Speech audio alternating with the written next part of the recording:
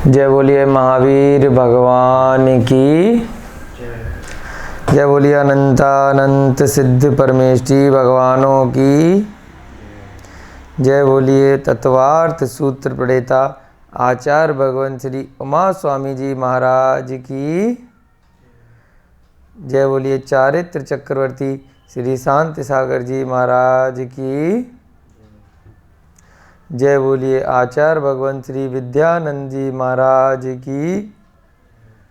सभी को जय जिनेन्द्र, जय दूजड़ंदो। हम सभी ने अब तक 54 क्लास तत्वार्थ सूत्र की कंप्लीट कर ली हैं। इन कक्षाओं में हम लोग अब तक तीसरा अध्याय सकुशल संपन्न कर चुके हैं। तीसरे अध्याय में हमने 3 लोक का संपूर्ण वर्णन देखा। सबसे पहले नरक का वर्णन देखा, वहाँ पर कितनी भूमियाँ हैं। फिर उसके बाद हम मध्यलोक में आए, जम्मू द्वीप, सुमेरु पर्वत देखा। उसके बाद 2.5 द्वीप की रचना देखी कि जम्मू द्वीप के बाहर बाहर कैसे कैसे द्वीप समुद्र एक के बाद एक हैं। उसके बाद हमने वहाँ पर किस प्रकार के जीव रहते हैं, आर्यखंड मलेच्छ खंड कैसे हैं, मानुषोत्तर पर्वत कहाँ है, पंचमेरु पर्वत कितने हैं, कैसे हैं, कहाँ कहाँ पर हैं, और जम्मू द्वीप इत्यादि सभी द्वीपों में कितने खंड हैं, कितनी नदियाँ हैं और कितने पर्वत हैं, कितने सरोवर हैं। इन सब की चर्चा मुख्य रूप से हमने मध्यलोक और अधोलोक की चर्चा हमने पिछले तीसरे अध्याय में बहुत अच्छे से की। आज हम नया अध्याय 4 प्रारंभ करने जा रहे हैं। उससे पहले प्रतिदिन की भांति हम सभी लोग मिलके मंगलाचरण करेंगे और तीसरे अध्याय के सारे के सारे सूत्र यानी कि 39 सूत्र जो तीसरे अध्याय में थे उसका जल्दी से एक साथ मिल करके वाचन करेंगे, जिससे वो हमें याद भी हों। और जितने हमारे अध्याय होते जा रहे हैं, कक्षा के मध्य में ये संभव नहीं है कि सारे अध्याय के सभी सूत्र प्रतिदिन कराए जाएं, लेकिन आप लोग अपने घरों पर या मंदिरों में या जहाँ पर भी आपको समय मिले, पिछले सभी अध्याय जो आपके होते जा रहे हैं, आप धीरे धीरे उनका अभ्यास बढ़ाइए। सूत्र कम से कम प्रतिदिन उसका वाचन कीजिए। आपको 5, 10 या मैक्सिमम 15 मिनट लगेंगे, जिसमें कि आप धीरे धीरे करके अभी तक के जितने अध्यायों के सूत्र किए हैं, एक एक सूत्र आप संस्कृत का वाचन करते रहेंगे। और आप विश्वास मानिए, ज़्यादा से ज़्यादा आपको 6-7 महीने लगेंगे। और अगर आपने प्रतिदिन इसका वाचन किया तो सारे 10 की 10 अध्याय के सूत्र आपको हमेशा के लिए याद हो जाएंगे। तो आप अपना अभ्यास जारी रखिएगा। चलिए सभी लोग मिलकर के एक साथ मंगलाचरण करेंगे, फिर तीसरे अध्याय के सभी 39 सूत्रों का वाचन करेंगे। मोक्ष मार्गस्य नेतारम भेतारम कर्म भूव्रताम ज्ञातारम विश्वतत्त्वानां वंदे तद्गुणलब्धये वंदे तद्गुणलब्धये वंदे तद्गुणलब्धये। जय बोलिए आचार्य भगवान श्री उमा स्वामी जी महाराज की। अब तीसरे अध्याय को निकाल लीजिए। उसके सभी सूत्र पहले एक बार पढ़ेंगे, फिर उसके बाद चौथा अध्याय हम प्रारंभ करेंगे। सभी लोग मिलकर उच्चारण अवश्य कीजिएगा। रत्न शर्करा बालुका पंक धूम तमो महातमः प्रभा भूमयो घनाम्बुवाताकाश प्रतिष्ठा सप्ताधो अध तासु 30 पंचविंशति पंचदश दश त्रिपंचोनैक यनरक शतसहस्राणि पंच चैव यथाक्रमम् नारका नित्या शुभतर लेश्या परिणाम देह वेदिना विक्रिया परस्परोदीरित दुःखा संक्लिष्टासुरोदीरित दुःखाश्च प्राक् चतुर्थ्या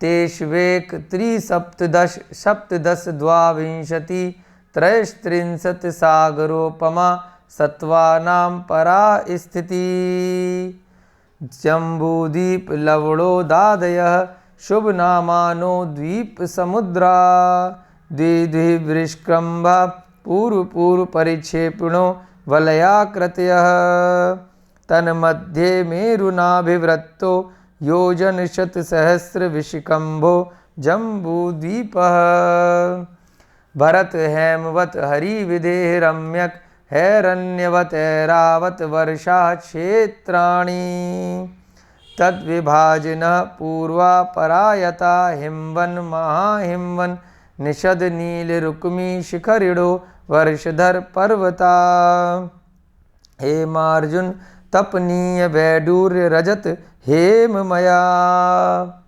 मणि विचित्र पार्श्वा उपरि मूले चतुल्य विस्तारा पद्म महापद्म तिगिंच केसरी महापुंडरीक पुंडरीका हृदय तेषामुपरि प्रथमो योजन सहस्रायामः तदर्थ विष्कम्भो हृदय दश योजनावगाः तन्मध्ये योजनं पुष्करं तद्विगुण द्विगुणा हृदय पुष्कराणि च तन्निवासिन्यो देव्यः श्रीहरिधृति कीर्ति बुद्धि लक्ष्म्यः पल्योपम स्थितयः ससामानिक परिषत्का गंगा सिंधु रोहितास्या हरिद्वरी कांता सीता सीतोदा नारी नरकांता सुवर्णरूप्यकुला रक्ता रक्तोदा सरित स्तन मध्यगा दयो दयो पूर्वा पूर्वगा शेषास्तु परगा चतुर्दश नदी सहस्र परिवृत्ता गंगा सिंधवाद्यो नद्यः भरतः षड्विंशति पंचयोजन शतविस्तारः षट्चैकोनविंशति भागा योजनस्य तद्विगुण द्विगुण विस्तारा वर्षधर वर्षा विदेहांता उत्तरा दक्षिण तुल्या भरत ऐरावतयो वृद्धि ह्रासौ षट समयाभ्याम उत्सर्पण्य वर्सर्पिणीभ्यां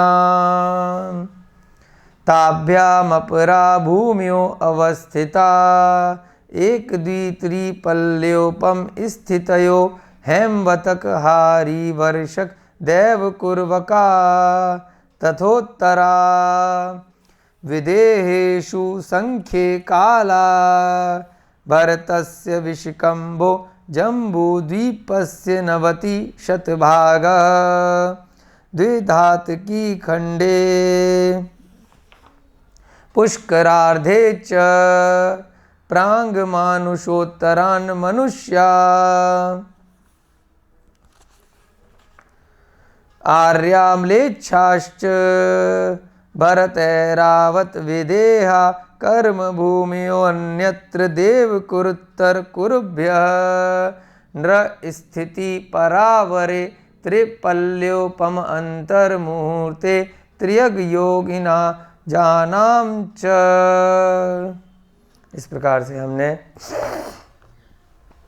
39 सूत्र कल तक की कक्षा में तीसरे अध्याय के कर हमने 30वां अध्याय पूरा समाप्त किया। जल्दी से हम पिछले अध्याय में कल जो अंत के 2-3 सूत्र थे उनमें हमने क्या पढ़ा था उसको हम जल्दी से रिवाइज कर लेते हैं। उसके बाद हम फिर चौथा अध्याय आज से प्रारंभ करने जा रहे हैं। कल के अध्याय में मुख्य रूप से हमने 2 बातें देखी थी कि जो आर्यखंड है और मलेच्छ खंड है उसमें भेद मनुष्यों के प्रकार के कारण से किया गया। जो भरत क्षेत्र है उसी प्रकार से ऐरावत क्षेत्र है। इन दोनों क्षेत्रों में कौन कौन से खंड बताए? आर्या मलेच्छाश्च, जो 36वां सूत्र हमने किया, यानी कि 1 आर्यखंड होता है और 5 मलेच्छ खंड होते हैं। विजयार्थ पर्वत इनके बीच में होता है और गंगा सिंधु नदी जैसे भरत क्षेत्र में बीच में होती हैं ऐसे ही ऊपर वाले ऐरावत में रक्ता रक्तोदा नदियाँ और एक विजयार्थ पर्वत होता है। उसी प्रकार से जितने भी विदेह क्षेत्र हैं, एक मेरु संबंधी 32 विदेह क्षेत्र हैं, तो टोटल पंच मेरु हैं, तो 5 मेरु संबंधी कितने विदेश क्षेत्र हो गए कुल मिलाकर के? कुल मिलाकर के 160 विदेश क्षेत्र हो गए। इन सभी विदेश क्षेत्रों में अपना अपना एक एक आर्यखंड और 5-5 मलेच्छ खंड होते हैं। तो उसी प्रकार से मलेच्छ खंडों में जिन मनुष्यों का जन्म होता है उनको कौन से मनुष्य बोलते हैं? मलेच्छ मनुष्य। और आर्य खंड में जिन मनुष्यों का जन्म होता है उनको कौन से मनुष्य बोलते हैं? आर्य मनुष्य। हम सभी लोग चूंकि वर्तमान में हमारा जहाँ पर जन्म हुआ है ये भरत क्षेत्र जो जम्मू द्वीप के दक्षिण वाला भाग है, इस वाले भरत क्षेत्र में हम हैं। हम घातकी खंड के भरत क्षेत्र में हैं कि पुष्करार्ध वाले में हैं या जम्मू द्वीप वाले में हैं? कौन से वाले भरत क्षेत्र में हैं हम? जम्मू द्वीप के अंदर जो भरत क्षेत्र है उसके आर्यखंड में है। तो जो 24 तीर्थंकर के नाम हम लेते हैं भगवान आदिनाथ से लेके भगवान महावीर तक, वो कौन से वाले खंड के हैं? वो जम्मू द्वीप के अंदर जो भरत क्षेत्र है उसके अंदर जो आर्यखंड है उसके 24 भगवान हैं। इसी प्रकार से ऐरावत के अलग 24 भगवान हैं। नीचे जो अलग अलग घातकी खंड हैं उन दोनों के जो भरत क्षेत्र हैं उनके अलग 24 हैं। उन दोनों में जो ऊपर ऐरावत क्षेत्र हैं उनके भी अलग 24 ही है। ऐसे ही जो अर्ध पुष्करार्ध यानी अर्ध पुष्कर द्वीप है उसमें भी 2 नीचे भरत क्षेत्र हैं उसमें भी अलग 24 ही है। और ऊपर जो ऐरावत क्षेत्र हैं उसमें भी अलग 24 तीर्थंकर जो वर्तमान काल में निकल के गए हैं वो सभी हैं। ठीक है, तो बहुत जगह आपने देखा होगा कि बहुत सारे पिछले 24 के मंदिर होते हैं और भूत भविष्य वर्तमान के भी 24 ही बनाई जाती है। 720 जिनाले बनाए जाते हैं, वो सब इन्हीं पंचमेरु के हिसाब से बनाया जाता है कि उनके भूत भविष्य वर्तमान में कैसे कैसे होने वाले हैं। और विदेह क्षेत्र में कैसे हैं? विदेह क्षेत्र में हमेशा मोक्ष रहता है। अवसर्पणी का जैसे चतुर्थ काल है उसका प्रारंभ का जो समय होता है जिसमें 500 धनुष की ऊंचाई और अब गहाना 500 धनुष की हो गई और आयु कितनी है? 1 करोड़ पूर्व की आयु, अधिकतम जो उत्कृष्ट आयु वाला है अवसर्पणी का प्रारंभ का काल वो हमेशा विदेह क्षेत्र में रहता है।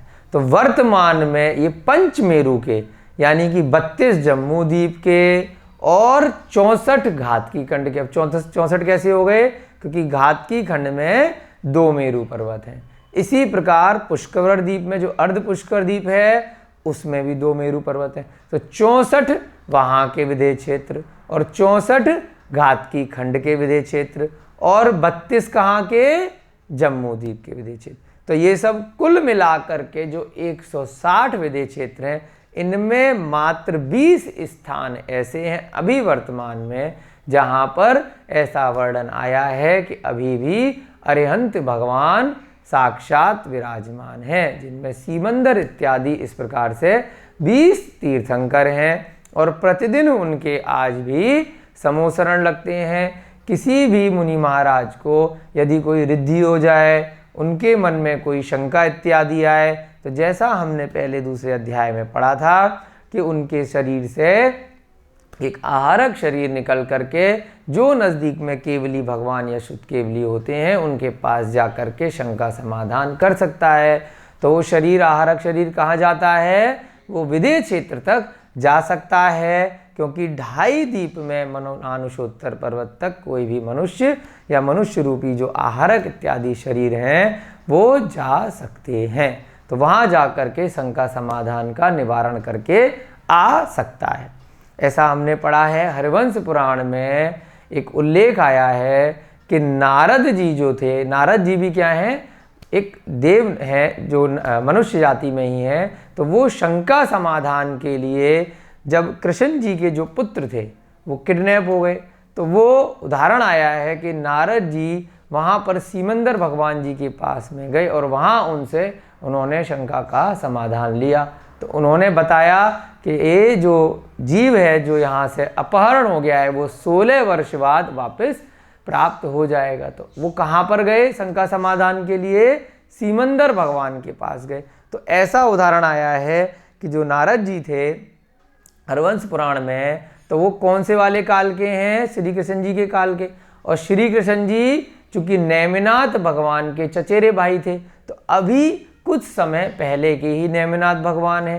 पिछले 24 भगवान में कौन से थे? महावीर भगवान। उससे पहले कौन से भगवान?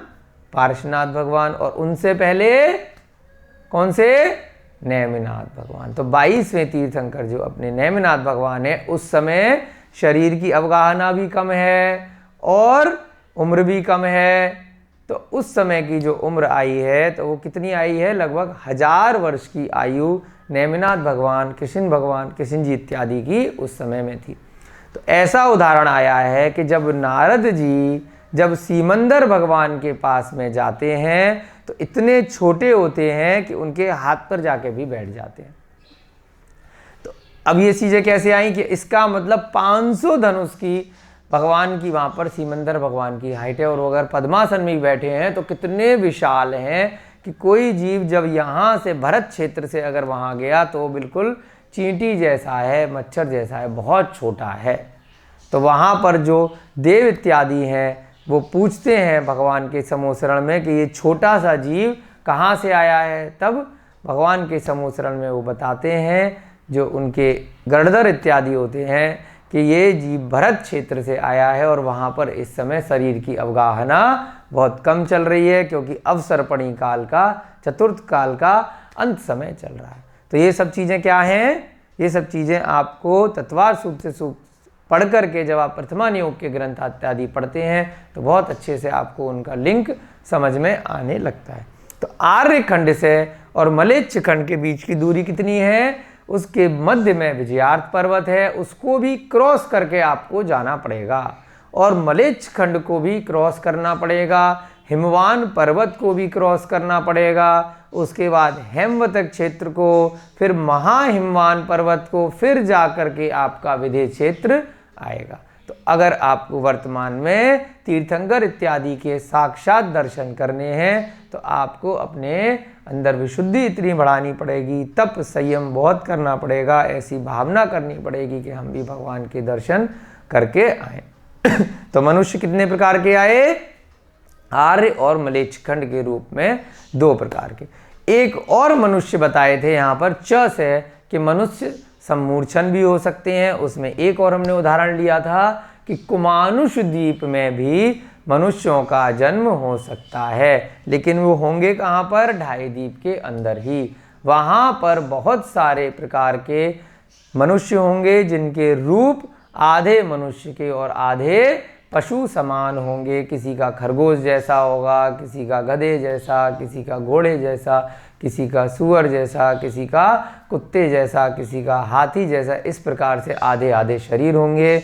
वो लोग कौन से लोग होते हैं? ऐसा उदाहरण शास्त्रों में आया है कि जो लोग मायाचारी बहुत करते हैं मनुष्य भव में, जो लोग सम्यक दर्शन के नाम पर छल कपट करते हैं, बहुत ज़्यादा उनको परिग्रह की लालसा होती है, बहुत ज़्यादा वो गलत कार्य करते हैं, मुनि वेश में जो मुनि बनने के बाद भी गलत चर्याओं में लिप्त हो जाते हैं, तो उनका जन्म कुमानुष द्वीप में हो सकता है। तो हमें इन सब कार्यों से बचना है। तो इसीलिए आचार्य महाराज यहाँ पर बता रहे हैं कि किस प्रकार से मनुष्य हो सकते हैं।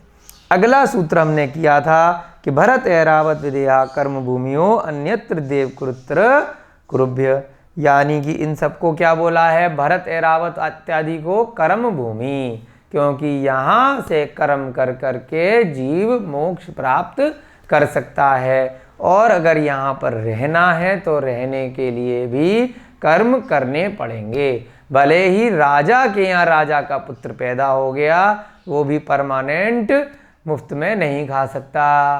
राजा की मृत्यु के बाद उसको भी कर्म करना पड़ेगा। यहाँ पर रहने के लिए कोई ना कोई कार्य करने पड़ेंगे।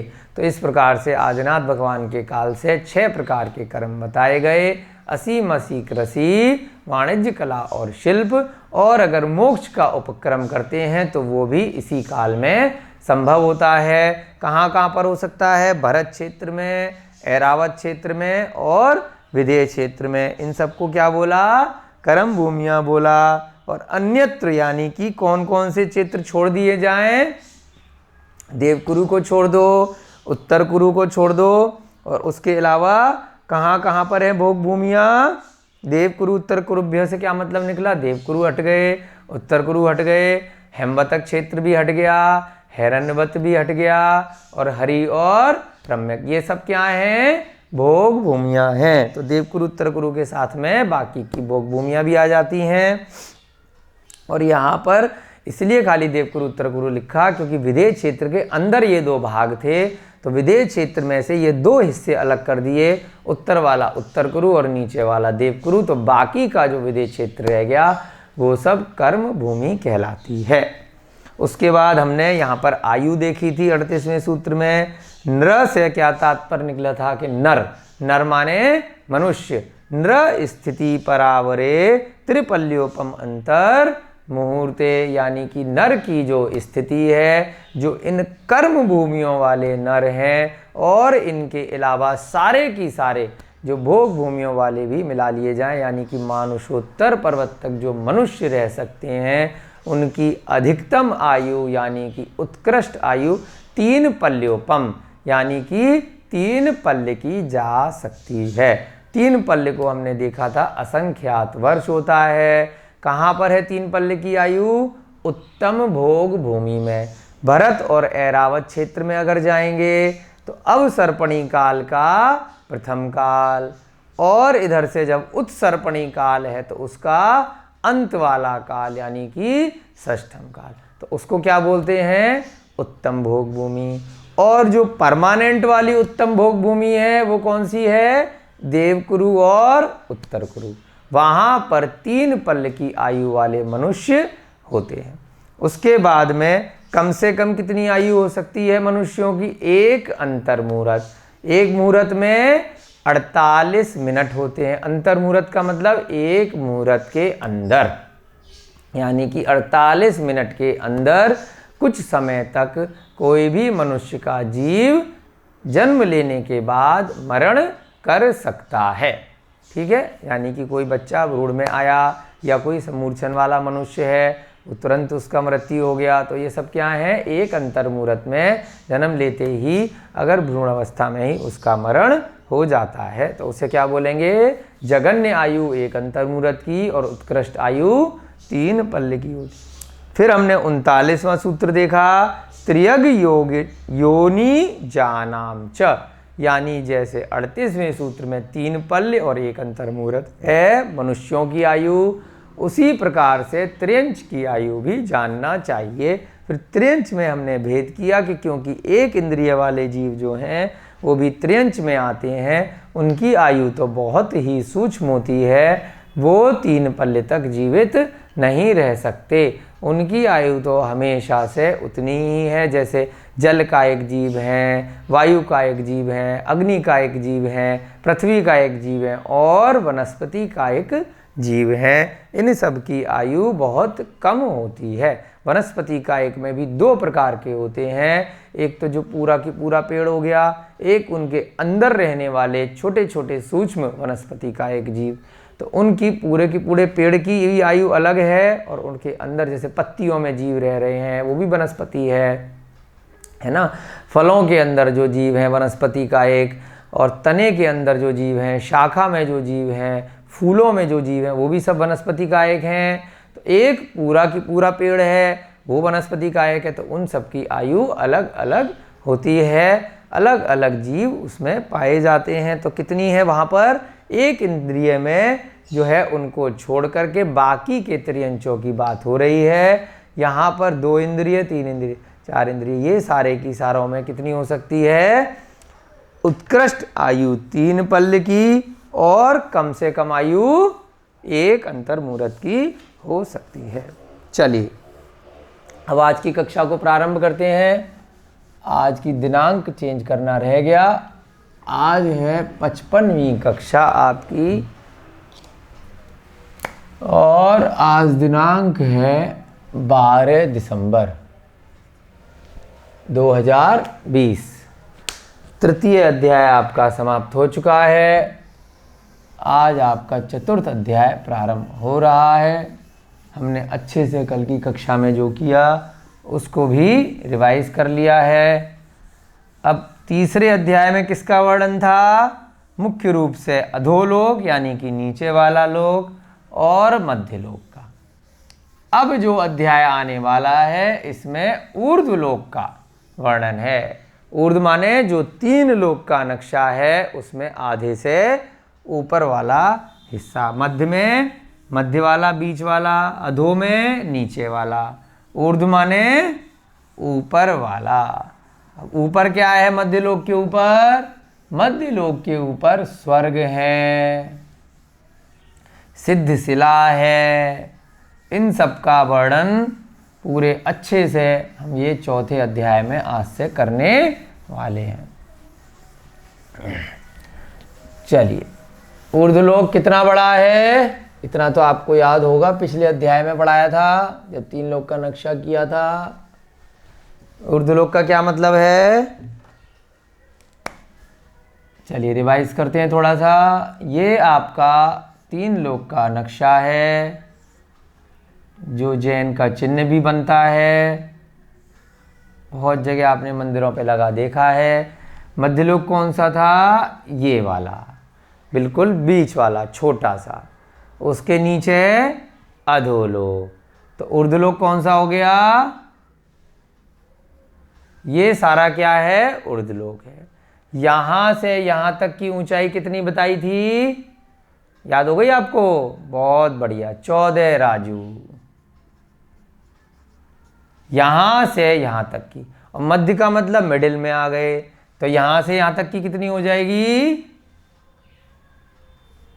Very good, 7 Raju. 14 का आधा 7।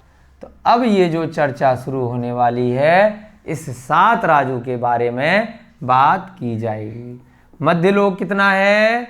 मध्यलोक राजू में आ ही नहीं सकता क्योंकि एक छोटी सी लाइन मात्र है।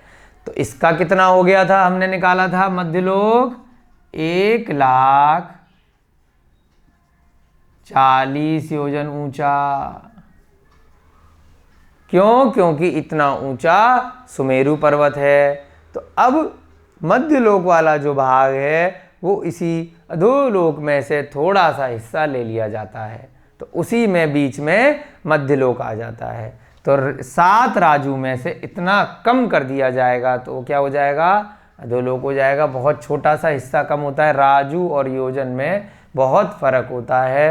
राजू तो योजन से भी असंख्यात योजन का 1 राजू जाके बनता है ना। अनंत क्यों नहीं बोला? क्योंकि अनंत की संख्या कभी खत्म नहीं होगी, लेकिन 1 राजू पे जाकर वो सारे योजन खत्म हो जाएंगे, इसलिए उसको क्या बोला? असंख्यात। असंख्यात योजन से 1 राजू बनता है। तो आप लगा लीजिए, जब हमने देखा कि मध्यलोक का जो ये वाली दूरी कितनी है? 1 राजू की, ठीक है। ये जो चौड़ाई है और ये ऊंचाई 7 राजू और नीचे भी 7 राजू, और यहाँ से भी कितना था? ये भी 7 राजू का था, ठीक है। ये सब चीज़ें आपको याद रहनी चाहिए। ऊपर की जो सिद्ध शिला है ये भी 1 राजू की है, यहाँ से लेके यहाँ तक। और इन सब की गहराई कितनी है? क्योंकि ये फ्रंट में से हम देख रहे हैं बोर्ड पे, तो जीव कहाँ रह रहे हैं? अंदर रह रहे हैं। तो गहराई सभी दिशाओं में कितनी है?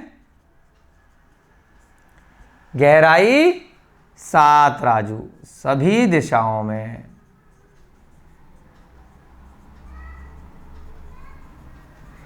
अब जैसे कि हम घन निकालते हैं किसी कमरे का, लंबाई, चौड़ाई, ऊंचाई, उसमें सभी चीज़ मिला के अगर निकाली जाती हैं तो उसे क्या बोलते हैं? घन, यानी कि क्यूब। 3 की संख्या लगा देते हैं ना ऊपर, स्क्वायर होता है 2 लगा देते हैं। वर्ग, वर्ग के लिए क्या होता है? जब आपने कोई प्लॉट लिया तो चौड़ाई और लंबाई का गुणा कर दिया, क्योंकि उस पर कोई बिल्डिंग नहीं बनी हुई। तो खाली प्लॉट को क्या बोलते हैं? कितने स्क्वायर फीट का है, कितने स्क्वायर गज का है, कितने वर्ग का है। और जब उस पर कोई कंस्ट्रक्शन हो जाता है, मान लीजिए 4 मंजिल खड़ी कर दी, 5 मंजिल खड़ी कर दी, तो उसको क्या बोलेंगे? हम ऊपर से क्या लेते हैं? उसकी FAR लेते हैं। वो सब क्या है शब्द? कि घन कितना है, कितना अंदर से बना हुआ है। तो जब 3 लोक का घन निकालते हैं तो वो कितना हमने निकाला था? 343 घन राजू। 3 लोक का घनफल।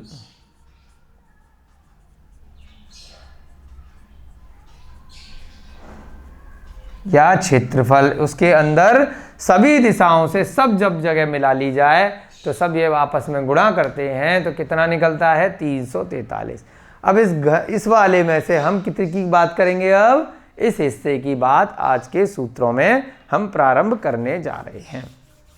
जैसे जैसे उल्लेख आएगा वैसे वैसे फिर से हम इसका आपको उदाहरण लेंगे, क्योंकि नक्शा आपके मस्तिष्क में हमेशा सामने होना चाहिए, तभी आपको अब ये ऊर्ध्वलोक की चर्चा समझ में आएगी। नहीं तो आप कंफ्यूज होंगे कि ये कहाँ पर हैं देव, ये सब चीज़ें कहाँ हैं, तो वो आपको बिल्कुल क्लियर रहेगी कि हमसे बहुत ऊपर हैं।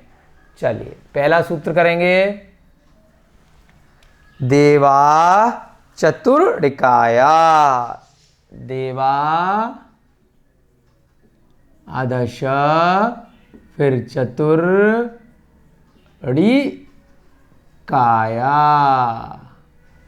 इस पे ऊपर र उड़ाएंगे और आगे विसर्ग लगाएंगे। देवा चतुर्दिकाया क्या बना? इसका संधि विच्छेद करेंगे तो देवा माने देव, देवा, यहाँ शाह हटा दिया तो क्या बन गया? विसर्ग बन जाएगा हमेशा की तरह। यहाँ जो र आ रहा है तो यहाँ भी विसर्ग बन जाएगा, फिर क्या बन जाएगा? निकाया। तो इसका संधि विच्छेद करते हैं पहले। देवा, शाह हट गया तो विसर्ग बन गया, फिर चतुर, यहाँ पर चतुर बन गया तो उससे क्या बन सकता है? चतुः भी लिख सकते हैं उसको, र को अगर हटाएंगे तो। उसके बाद क्या रह गया? ऋकाया। ऋकाया से क्या बन गया? निकाय। क्या अर्थ बना? देव, चतुर माने चार, निकाय माने निकाय वाले होते हैं। निकाय से और क्या मतलब होता है? निकाय का मतलब होता है समूह भी बोलते हैं या प्रकार भी बोलते हैं। समूह या प्रकार। निकाय का मतलब पहले भी कई बार आता है ये शब्द कि कितने निकाय का है, कितने प्रकार का है। तो क्या अर्थ निकला? देव चार प्रकार के होते हैं। अब ये किन की बात हो रही है? जो यहाँ से लेके यहाँ तक के जो देव हैं, सभी प्रकार के देव, है ना? तो कितने प्रकार के हैं? अर्थात देव चार प्रकार के होते हैं या चार समूह वाले होते हैं। अब कौन कौन से देव होते हैं? नंबर 1 भवनवासी। नंबर 1 कौन से? भवनवासी देव होते हैं। फिर व्यंतर देव होते हैं।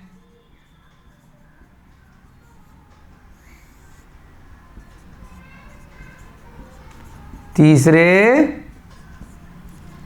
ज्योतिषी देव होते हैं, ज्योतिष्क भी बोलते हैं उनको, ज्योतिष्क भी कई जगह लिखा रहता है और शॉर्ट में ज्योतिषी भी बोल देते हैं। चौथे कौन से देव होते हैं? चौथे देव होते हैं वैमानिक देव।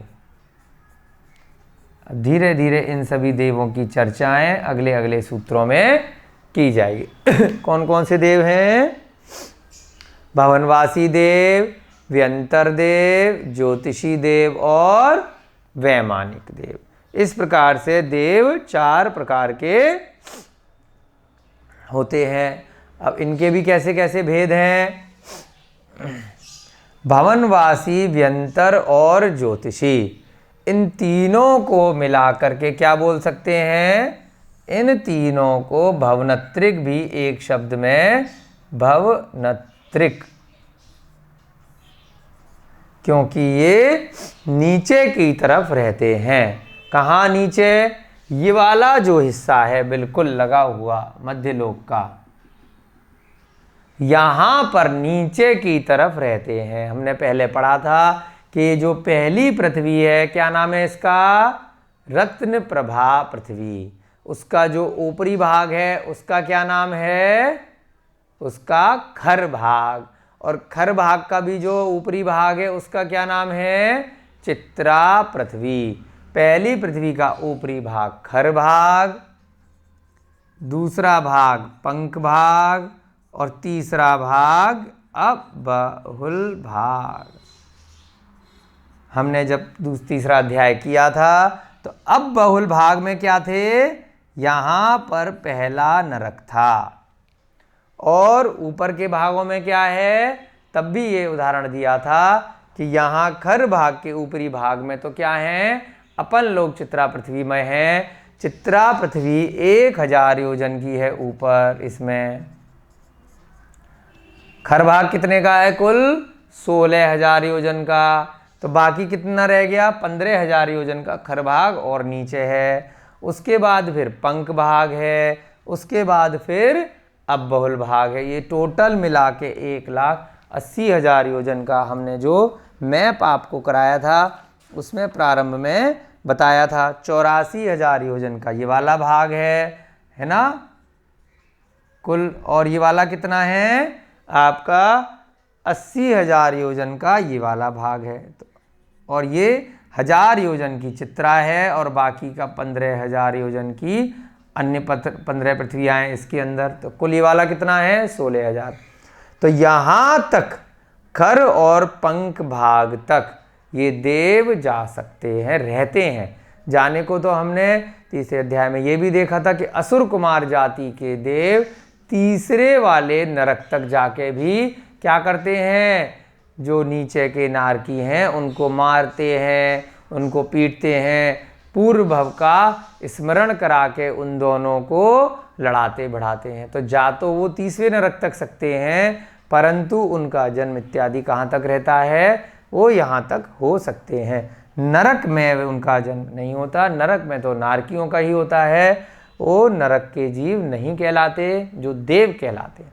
लेकिन कहाँ तक जा सकते हैं? वो भवनवासी व्यंतर यहाँ तक। ठीक है। अब ज्योतिषी वाले कहाँ पर होते हैं? ज्योतिषी वाले यहाँ से थोड़ा ऊपर तक। कहाँ तक? जो आपका 1,40,000 योजन का सुमेरु पर्वत है। सुमेरु पर्वत कितना है? अभी आगे के अध्यायों में आएगा। ये सुमेरु पर्वत है, इसकी चूलका मिलाकर के 1,40,000 योजन का है। नीचे ये आपका जम्मू द्वीप है। जम्मू द्वीप के मध्य भाग में ये सुमेरु पर्वत है। तो यहाँ तक ज्योतिषी देव इसके मात्र 900 योजन तक, 910 योजन तक यहाँ तक रहते हैं। क्यों यहाँ तक बनाया? क्योंकि ये 1,00,000 योजन का सुमेरु है, तो ये इसके लिए 1000 योजन बहुत छोटा हो गया। 1000 योजन 1,00,000 का कौन सा भाग हो गया? ये मान लीजिए अगर आपका ये पेन है, ये अगर 1,00,000 योजन का है तो इसमें 1000 योजन लगभग 100वां हिस्सा आएगा। तो यानी कि इसके अगर 100 भाग किए जाएं तो बहुत नीचे का छोटा सा भाग। तो लगभग यहाँ तक मात्र, क्योंकि 910 योजन तक ही ये ज्योतिषी देव होते हैं। सबसे ऊपर चंद्र का विमान होता है, वो आगे के सूत्रों में आएगा। तो यहाँ तक कौन रहते हैं? ज्योतिषी देव। और नीचे कहाँ तक जाते हैं ये सारे की सारे भवनत्रिक? ये यहाँ तक रहते हैं। तो इसलिए इनको क्या बोलते हैं? भवनत्रिक। ये कहाँ पर हैं, कितने हैं, वो सब आगे आपको कराएंगे। इन तीनों को इसलिए क्या बोला? भवनत्रिक। 3 प्रकार के देव जो भवनों में रहते हैं। और उसके बाद एक आया वैमानिक। तो वैमानिक देव कहाँ से प्रारंभ होंगे?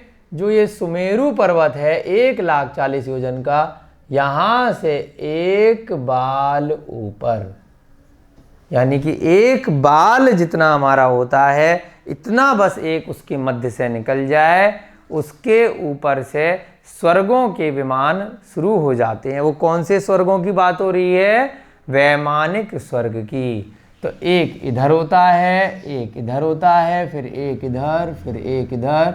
इधर, एक इधर, इस प्रकार से पहले 16 स्वर्ग होते हैं, उसके ऊपर ग्रैवेक होते हैं, ग्रैवेक के ऊपर अनुदेश और फिर अंत में अनुत्तर। इस प्रकार से ये सारे स्वर्गों की रचना है। तो उनको क्या बोलते हैं? जो आपका सुमेरु पर्वत से ऊपर के स्वर्ग हैं उनको क्या बोला जाता है? वैमानिक। कितना है सुमेरु पर्वत से? एक बाल ऊपर। मनुष्य कहाँ तक जा सकता है? सुमेरु पर्वत तक। उसके एक बाल ऊपर मनुष्य गति का जीव नहीं जा सकता। क्या देव नीचे आ सकते हैं? बिल्कुल आ सकते हैं। देव यहाँ पर मनुष्य लोक में आते हैं समूह शरण भगवान का अटेंड करने के लिए, वहाँ प्रवचन सुनने के लिए, भगवान का जन्म कल्याणक बनाने के लिए, तप कल्याणक बनाने के लिए, मोक्ष कल्याणक बनाने के लिए। तो देव ऊपर से उतर के नीचे तक आ सकते हैं, लेकिन मनुष्य सुमेरु पर्वत से ऊपर यानी कि स्वर्गों में नहीं जा सकते। ठीक है। तो वैमानिक देव कौन से हुए? वैमानिक देव आपके मुख्य रूप से ऊपर वाले हुए। उसमें भी दो प्रकार के होते हैं। एक बोलते हैं कल्पवासी और दूसरे होते हैं कल्पा। ये सारे नाम आपको धीरे धीरे बार बार रिपीट होंगे तो आपको याद हो जाएंगे। कल्पवासी का क्या मतलब होता है? कल्पवासी होते हैं 16वें स्वर्ग तक के।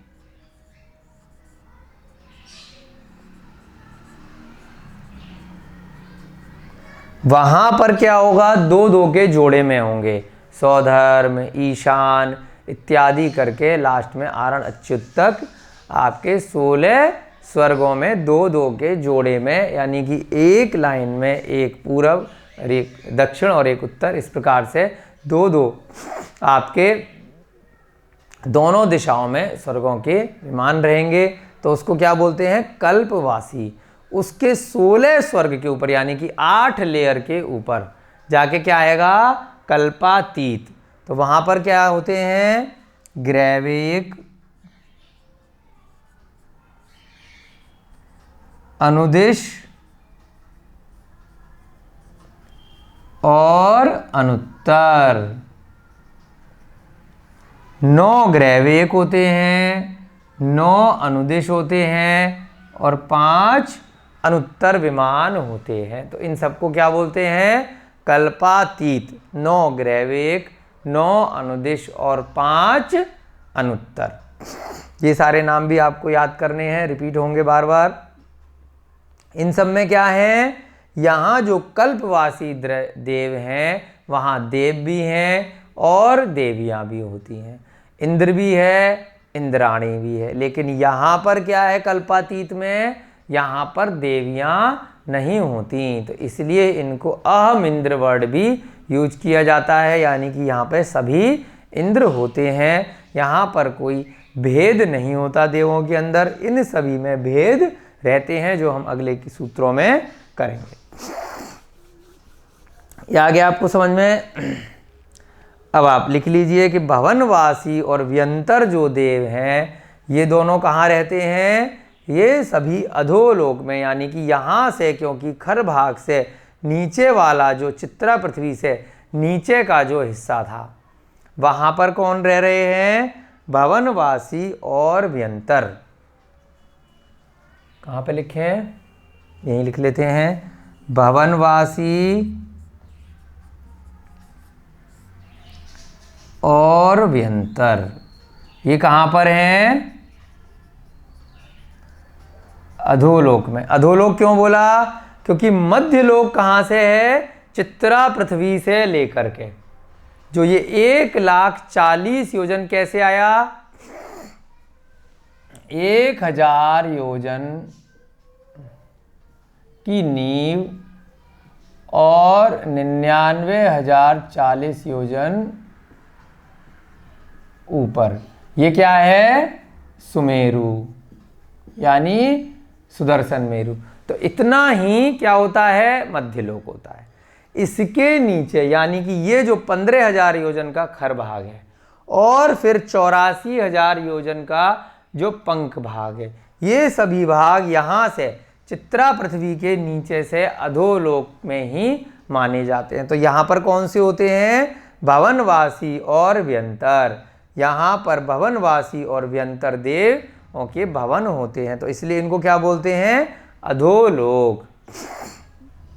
अब बहुल भाग में तो नरक आ जाएगा, लेकिन यहाँ पर क्या है? खर भाग के चित्रा पृथ्वी से नीचे वाला भाग और पंख भाग, इन सब में भवनवासी और व्यंतर देव होते हैं। ज्योतिषी देव कहाँ पर हैं?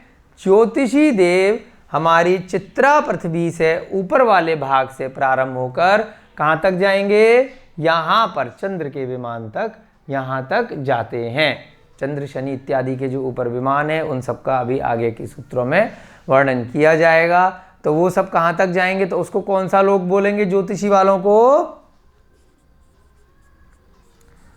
मध्यलोक। कौन सा बोला? मध्यलोक में है। उसके बाद कौन से रह गए? वैमानिक। तो वैमानिक में क्या होगा?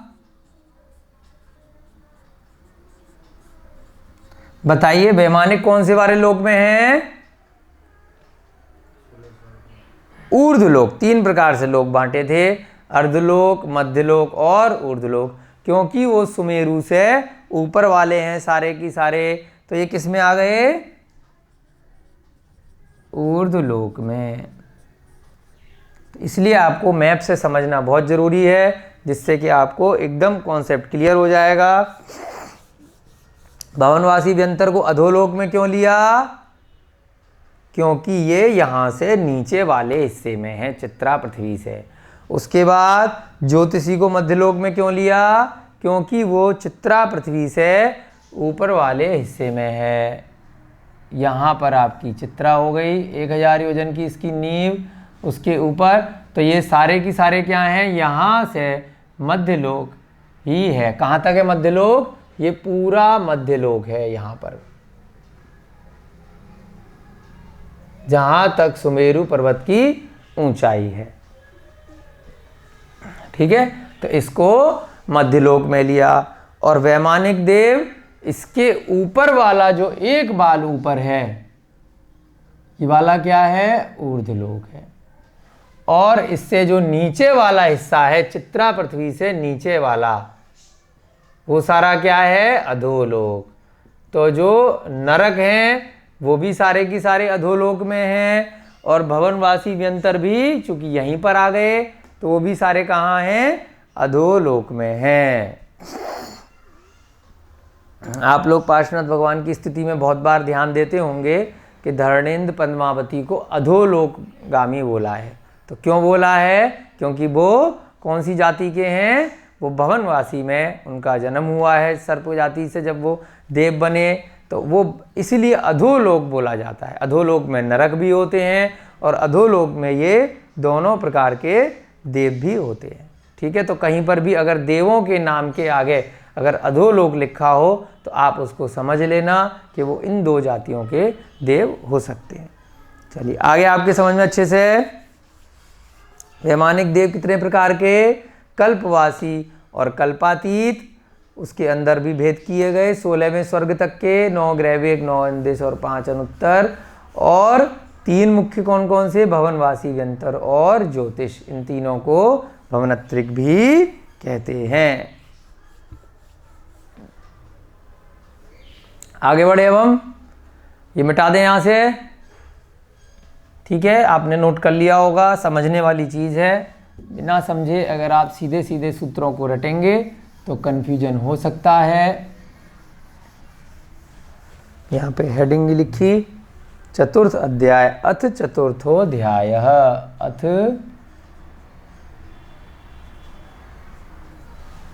पेन हल्का हो रहा है। अथ चतुर्थोऽध्यायः।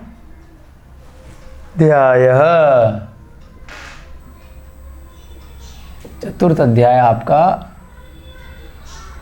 प्रारंभ हो गया है।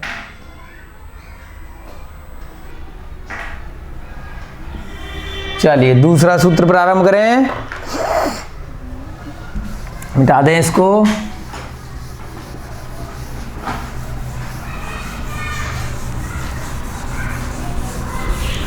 कौन कौन से देव होते हैं? 4 प्रकार के। निकाय माने 4 प्रकार के देव होते हैं, या एकदम याद होना चाहिए आपको। भवनवासी, व्यंतर, ज्योतिषी और वैमानिक। भवनवासी, व्यंतर और ज्योतिषी को इकट्ठे अगर बोलना हो तो कैसे बोलेंगे? भवनत्रेक। और वैमानिक देवों के कितने प्रकार हैं? कल्पवासी और कल्पातीत। कल्पवासी कौन से होते हैं? जो 16वें स्वर्ग तक के होते हैं। कल्पातीत कौन से होते हैं? जो 16वें स्वर्ग से ऊपर के होते हैं। यानी कि कौन कौन से? 9 ग्रैविक, फिर 9 अनुदेश और उसके ऊपर 5 अनुत्तर।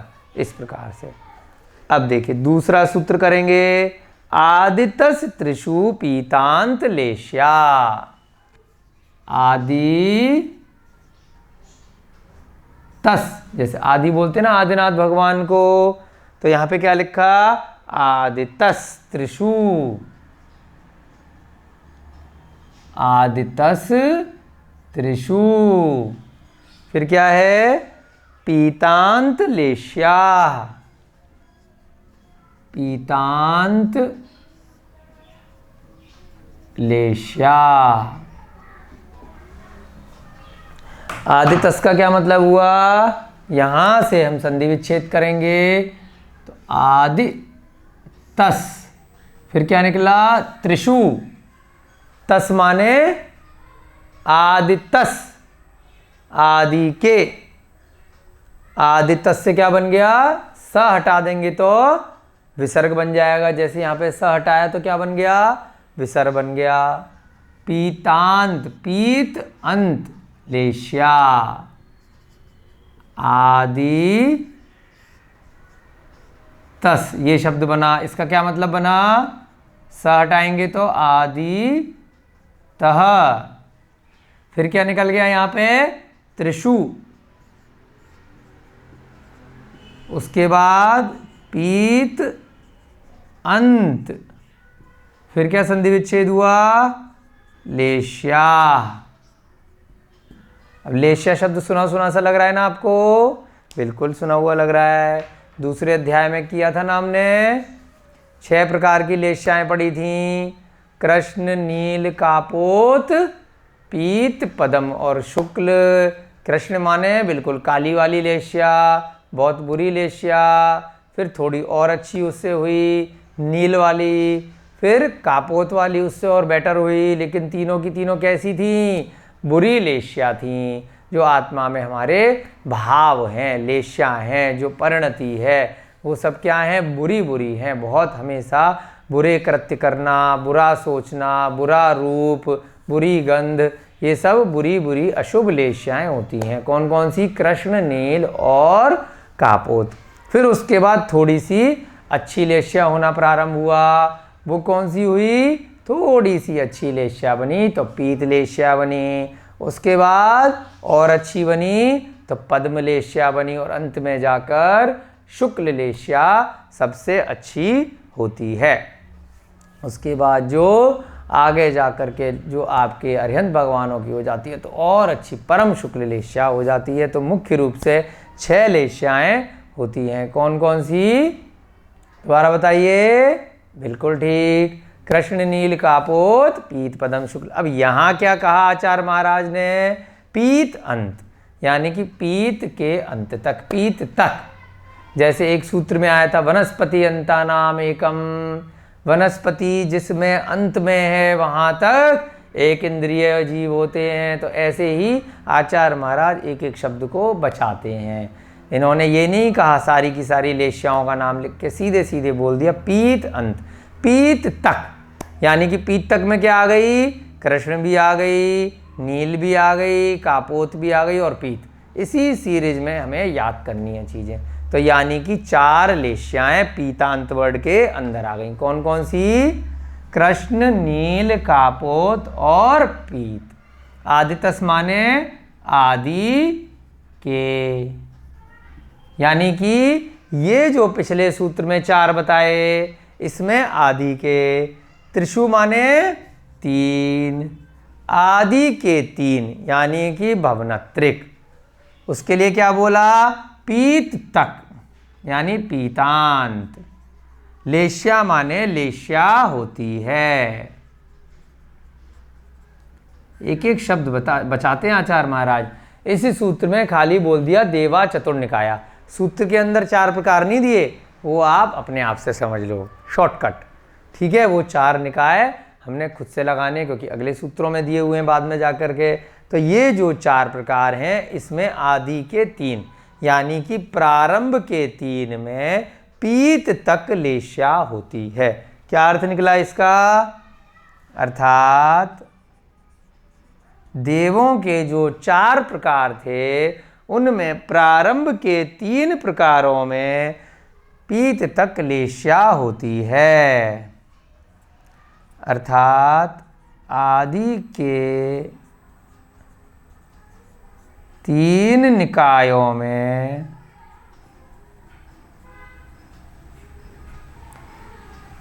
पीत तक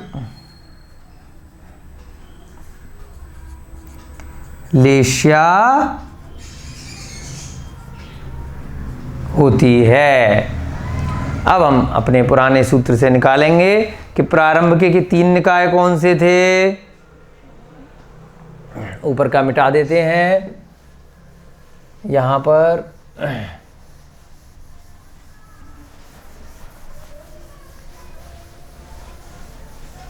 प्रारंभ के 3 निकाय अर्थात कौन कौन से हो गए?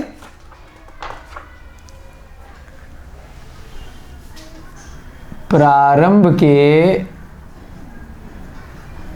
3 निकाय अर्थात भवनवासी, व्यंतर और ज्योतिषी। देवों में कौन कौन सी लेश्या? पीत तक अर्थात पीत तक का क्या मतलब है? कृष्ण, नील, कापोत और पीत, ये चारों आ गई लेश्या होती है। यानी कि नरकों में हमने कौन सी लेश्या देखी थी? कृष्ण, नील, कापोत। वहाँ पर पीत नाम का कोई चक्कर नहीं होता, लेकिन यहाँ पर कृष्ण, नील, कापोत के साथ में पीत भी लेश्या हो सकती है। जो ऊपर ऊपर के देव हैं, थोड़े से शुभ परिणामों वाले भी हो सकते हैं। और इन देवों में भवनवासी, व्यंतर, ज्योतिषी में बुरी लेश्या वाले भी हो सकते हैं। इनके जब हम प्रकार देखेंगे तो उसमें आएगा कि भूत है, पिशाच है, राक्षस हैं, ये सभी भी इन्हीं के प्रकारों में होते हैं। तो उनमें बुरी लेश्याएं वाले भी देव हो सकते हैं, जो अन्य मनुष्यों को या देवों को प्रताड़ित करते हैं, उनको नुकसान पहुंचाते हैं, उनको कष्ट देते हैं। और असुर कुमार जाति के जो देव हैं भवनवासी वाले, वो तो नीचे के नरकों में जाकर नारकियों को भी मारते पीटते हैं। तो किस वजह से वो कर रहे हैं? वो अशुभ लेश्या के परिणामों की वजह से ही ऐसे बुरे बुरे कृत्य करते हैं। थोड़ा सा तप करने पर देवगति का आश्रय कर लिया, देवगति में पहुंच गए, लेकिन क्योंकि सम्यक दर्शन से रहित थे तो इसलिए बुरे बुरे देवों में पहुंच गए। ये देव तो बन गए, आयु तो अच्छी मिल गई, वैक्रियक शरीर तो मिल गया, लेकिन क्या हुआ? गलत गलत देवों के प्रकार में पहुंच गए, भवनत्रिक में पहुंच गए। तो अपन लोग बहुत सारे अगर अच्छा तप इत्यादि भी कर लें, अच्छे अच्छे काम भी कर लें, लेकिन आवश्यक नहीं है कि हम वैमानिक देव में पहुँचे। वैमानिक देवों को अच्छे देव बोला है, वहाँ पर ये बुरी लेश्याएँ नहीं होती हैं। ये बुरी लेश्याएँ कहाँ पर हैं? इन वालों में हैं। तो हमें भले ही देव बन जाए, लेकिन हमें प्रयास करना है कि इन देवों में न जाएं। कहाँ जाएं हम? यहाँ पर जाएं। तो इसलिए ये बनना तो इतना मुश्किल नहीं है। हमने दूसरे अध्याय में, नोट में लिख लीजिए आप, दूसरे अध्याय में सूत्र संख्या 6 में लेश्या बताई गई हैं। उनमें पीत तक का क्या मतलब है? पीत तक हम लेंगे कृष्ण नील का पोत पीत पदम शुक्ल।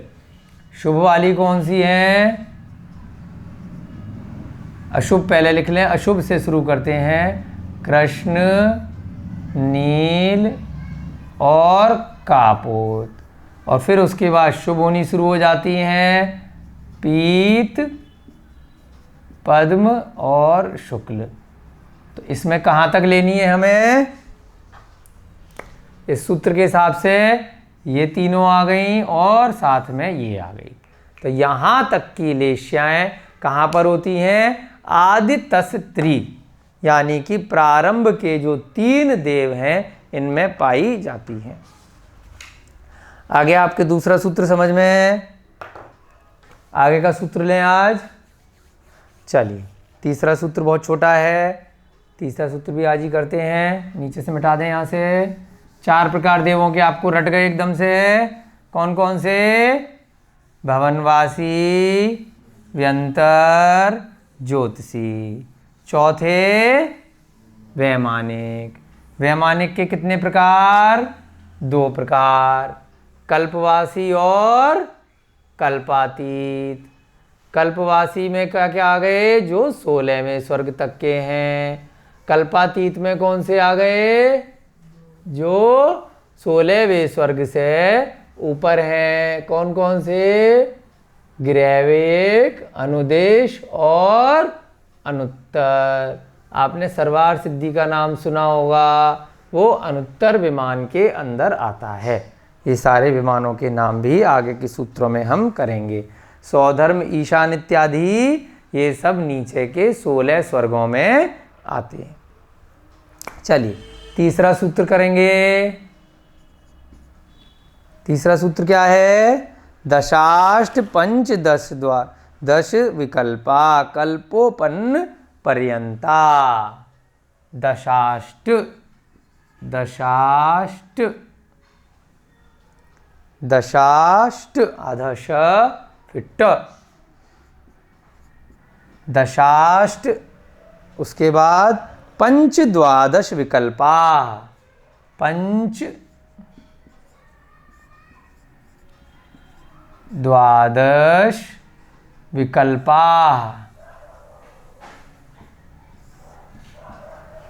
दशाष्ट पंच द्वादश विकल्पा कल्पोपपन्न पर्यंता।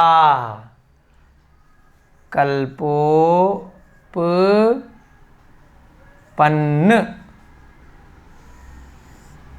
कल्पोपपन्न पर्यंता।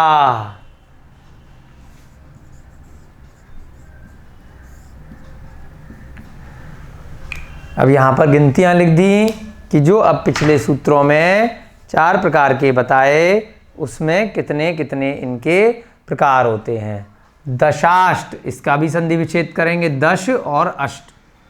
10 माने 10 10, अष्ट माने 8 यानी 8, पंच माने 5, फिर द्वादश माने 12 है यानी कि 12।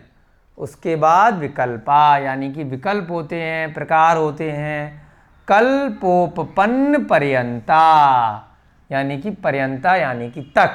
कल्पोपपन्न किसको बोलते हैं? जो अभी कल्पवासी शब्द का प्रयोग किया गया।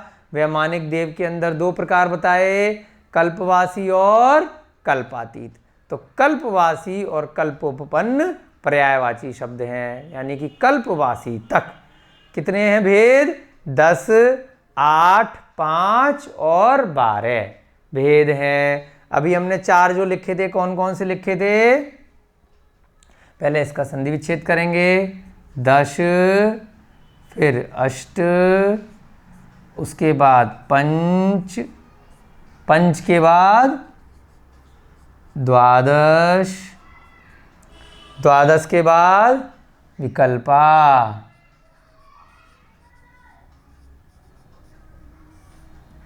फिर क्या शब्द है, इधर से मिटा दें। ये सूत्र आपने लिख लिया होगा, अच्छे से समझ लिया।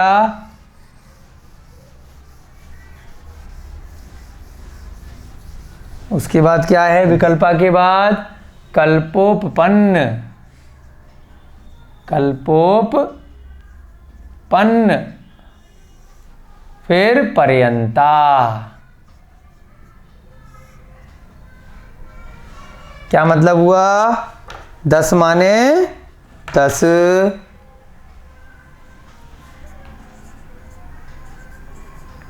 अष्ट माने 8, पंच माने 5, द्वादश माने 12, विकल्पा माने विकल्प वाले हैं या भेद हैं या प्रकार हैं, है ना। उसके बाद कल्पोपपन्न का मतलब होता है कल्पवासी। यहां पर कल्पातीत की बात नहीं करी है। वैमानिक में जो ऊपर वाले हैं कल्पवासी, उसके बाद पर्यंत माने तक। क्या अर्थ निकला इस सूत्र का,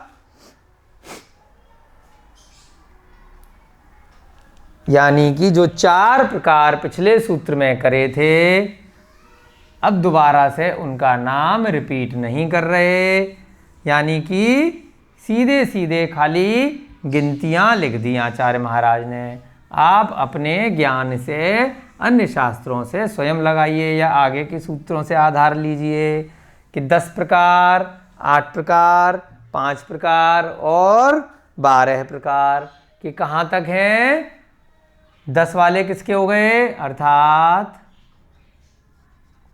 जो देवों के 4 प्रकार थे उसमें जो कल्पवासी देवों तक क्रम से इतने प्रकार के देव होते हैं, अर्थात कल्पवासी देव तक देवों के कल्पवासी वाला जो स्थान है, कल्पवासी स्वर्ग तक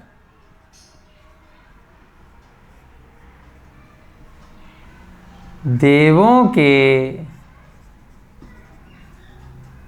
क्रम से कितने हैं, 10, 8, 5, 12, 5 और 12 भेद यानी विकल्प होते हैं। अब कैसे निकालेंगे, यानी कि पहला वाला क्या था, भवनवासी। दूसरा क्या है, व्यंतर। तीसरा क्या है, ज्योतिष। और चौथे में आपको ध्यान देना है, वैमानिक में कौन सा वाला, वैमानिक में कल्पवासी वाला।